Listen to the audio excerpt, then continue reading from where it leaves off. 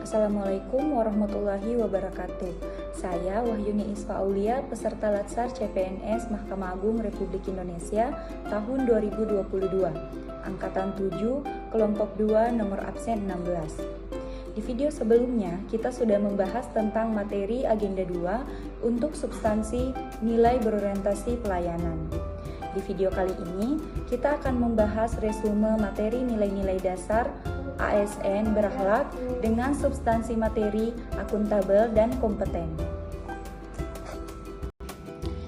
Jika berbicara tentang akuntabel, maka akan erat kaitannya dengan akuntabilitas. Akuntabilitas adalah kewajiban untuk mempertanggungjawabkan segala tindakan sebagai pelayan publik kepada atasan, lembaga pembina, dan lebih luasnya yaitu kepada publik. Selanjutnya yaitu pentingnya akuntabilitas.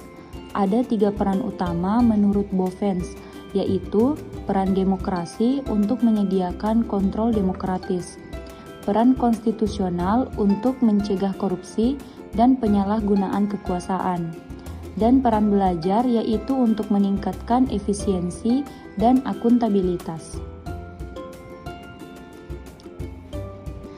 Akuntabilitas memiliki 5 tingkatan yang berbeda, yaitu akuntabilitas personal, akuntabilitas individu, akuntabilitas kelompok, akuntabilitas organisasi, dan akuntabilitas stakeholder.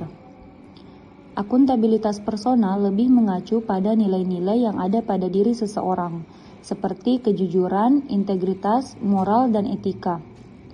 Adapun akuntabilitas individu lebih mengacu kepada hubungan antara individu dan lingkungan kerjanya. Selanjutnya yaitu akuntabilitas kelompok. Akuntabilitas kelompok mengacu pada kerjasama kelompok yang ada di organisasi. Lalu, ada akuntabilitas organisasi yang mengacu pada hasil pelaporan kinerja yang telah dicapai. Yang terakhir adalah akuntabilitas stakeholder.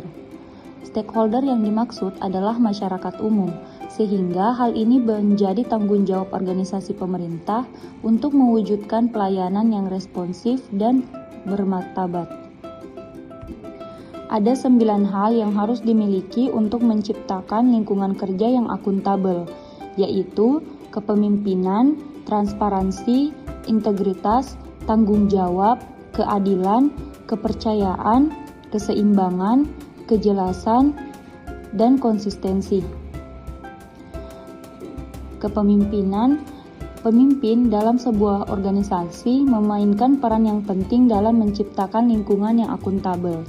Selanjutnya yaitu transparansi. Hal ini sangat diperlukan demi adanya kepercayaan dan komunikasi yang baik di lingkungan kerja.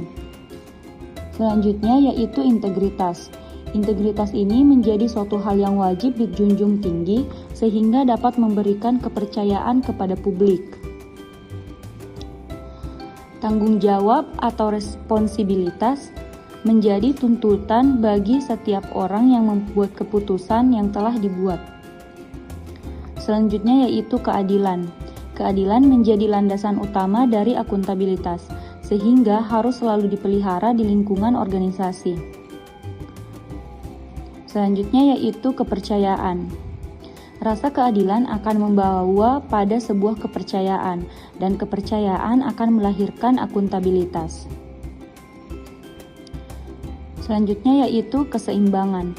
Hal ini diharapkan adanya keseimbangan antara kapasitas sumber daya dan keahlian yang dimiliki.